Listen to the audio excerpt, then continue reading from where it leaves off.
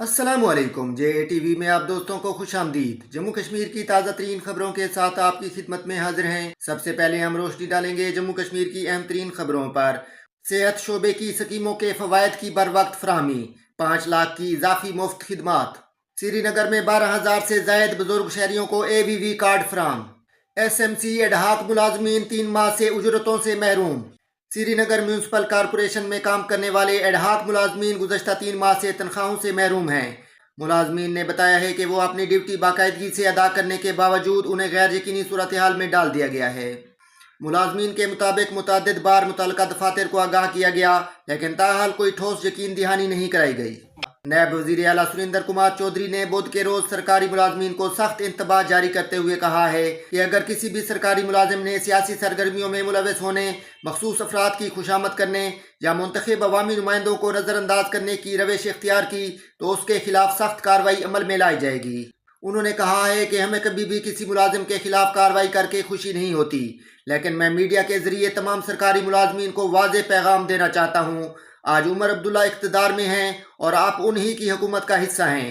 जब MLAs आपसे कोई काम कहें तो ये याद रखें कि आप आईनी दायरे के तहत काम कर रहे हैं।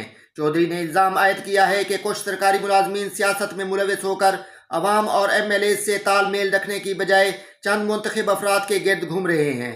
दोस्तों, इस समय देश के लाखों पेंशन धारकों के लिए महंगाई राहत डियरनेस रिलीफ DR को लेकर एक बड़ी और महत्वपूर्ण अपडेट सामने आई है।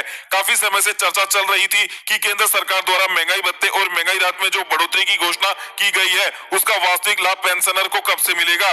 अब इस पूरे विषय पर स्थिति पूरी तरीके से स्पष्ट हो चुकी है और सभी प्रकार के कंफ्यूजन दूर हो गए हैं। सबसे पहले आपको यह स्पष्ट रूप से समझ लेना चाहिए कि अप्रैल महीने की पेंशन में किसी प्रकार की बढ़ोतरी लागू नहीं की गई है। अप्रैल माह की पेंशन आपको पहले की तरह 58% महंगाई राहत के साथ ही प्रदान की जाएगी। जिस प्रकार मार्च महीने में पेंशन का भुगतान 58% DR के साथ किया गया था, ठीक उसी प्रकार आपको अप्रैल में भी बिना किसी बदलाव के भुगतान किया जा रहा है। अब यह एक महत्वपूर्ण बिंदु सामने आता है जो इस पूरी स्थिति को और भी अधिक स्पष्ट करता है। पेंशन धारकों को पहले ही एडवांस इंटीमेशन का मैसेज प्राप्त हो चुका है। इस मैसेज में साफ शब्दों में कहा गया है कि अप्रैल महीने की पेंशन में किसी प्रकार की कोई भी बढ़ोतरी नहीं की जा रही है। यह संदेश पेंशन वितरण प्रणाली यानी कि बैंकिंग चैनल के माध्यम से भेजा गया है, जिसमें यह पूरी तरीके से कंफर्म हो जाता है कि अप्रैल महीने में बढ़ी हुई महंगाई राहत का फायदा आपको अब नहीं दिया जाएगा। इस एडवांस मैसेज के आ जाने के बाद किसी भी प्रकार की अफवाह या उम्मीद की गुंजाइश समाप्त हो जाती है।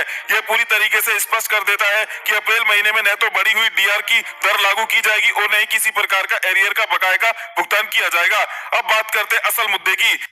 जब सरकार ने महंगाई राहत में बढ़ोतरी का ऐलान कर दिया है तो उसका लाभ कब से मिलेगा, तो आपको सही और अपडेट जानकारी यह है कि इस बार महंगाई राहत में 2% की बढ़ोतरी की गई है। यानी पहले जो DR 58% पर था, अब उसे बढ़ाकर 60% कर दिया गया है। लेकिन यह बढ़ी हुई दर अप्रैल में लागू नहीं होगी। इसका लाभ आपको मई महीने की पेंशन और सैलरी में देखने को मिलेगा। मई महीने में जब आपकी पेंशन आएगी तब उसमें नई दर यानी कि 60% महंगाई राहत लागू होगी। साथ ही आपको जनवरी, फरवरी, मार्च, अप्रैल इन 4 महीनों का एरियर भी एक मुश्त भुगतान करके दिया जाएगा। इसका मतलब यह है कि मई महीने में पेंशन सामान्य महीनों की तुलना में अधिक होगी, क्योंकि उसमें 4 महीने का बकाया भी शामिल रहेगा। अब यहाँ एक और महत्वपूर्ण बात समझना जरूरी है कि सरकार द्वारा घोषणा करने के बाद वास्तविक भुगतान लागू होने के बीच थोड़ा समय क्यों लगता है। इसका कारण है प्रशासनिक प्रक्रिया। जब भी DR में बढ़ोतरी की घोषणा होती है तो उसके बाद आधिकारिक सूचना जारी की जाती है, पेंशन और वेतन सिस्टम को अपडेट किया जाता है, बैंकिंग और भुगतान प्लेटफॉर्म को अपडेट किया जाता है। इन सभी प्रक्रियाओं को पूरा होने में समय लगता है, इसीलिए तुरंत अगले महीने में बढ़ोतरी लागू नहीं हो पाती है। यही कारण है कि अप्रैल में पुरानी दर के साथ भुगतान किया जाएगा और मई में नई दर का भुगतान लागू किया जाएगा। अब यदि पूरे मामले को सरल और स्पष्ट रूप से समझे तो स्थिति इस प्रकार है। अप्रैल महीने में पेंशन 58% महंगाई राहत के साथ मिलेगी, कोई बढ़ोतरी लागू नहीं, कोई एरियर नहीं मिलेगा, एडवांस इंटीमेशन मैसेज में पुष्टि हो चुकी है। मई महीने में पेंशन 60% महंगाई राहत के साथ मिलेगी, 2% बढ़ोतरी का लाभ मिलेगा। 4 महीने जनवरी से लेकर अप्रैल तक का एरियर का भुगतान एक साथ देखने को मिलेगा। इसलिए अब पेंशनर के लिए सबसे महत्वपूर्ण बात यह है कि वे अप्रैल महीने की पेंशन में अतिरिक्त लाभ की उम्मीद न रखें और अपनी आर्थिक योजना मई महीने को ध्यान में रखकर बनाएं। वास्तविक लाभ, बढ़ी हुई पेंशन और एरियर का पूरा फायदा उन्हें मई में ही प्राप्त होगा।